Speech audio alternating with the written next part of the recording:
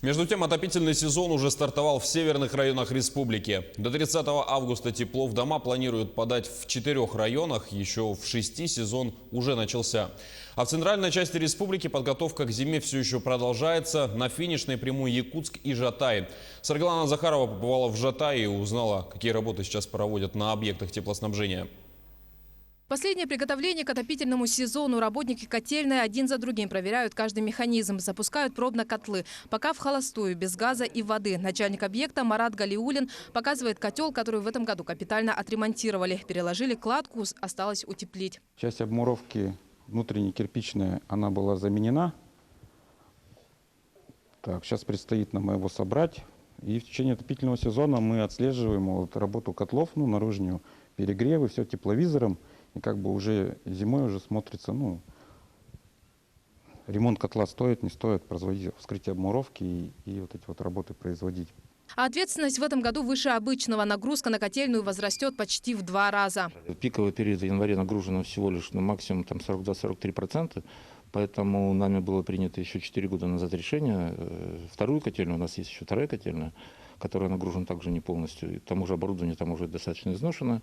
Нужно переключить объекты второй котельной на первую котельную. Вот программа была разработана на 4 года, в этом году она заканчивается.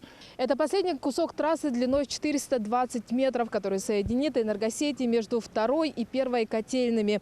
И тогда осенью уже полностью все дома городского округа Жатай перейдут на отопление от котельной номер 1. Прямо сейчас проходят уже финальные работы этой изоляции. После этого можно будет считать, что результат 4-летнего инвестиционного проекта прошел успешно. Умные дома тоже готовы к запуску тепла. Здесь все оборудование расположено на крышах зданий.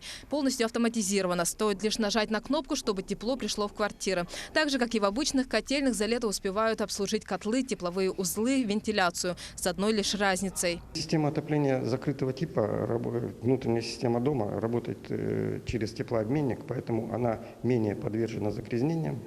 Трубы отопления гораздо дольше сохраняются, не идет там процессы коррозии, все это в меньшей степени сказывается. Таким образом, процесс подготовки проходит быстрее и проще. В целом Жатай готов к сезону на сегодняшний день на 85%. Подготовка отопительного сезона у нас начинается весной.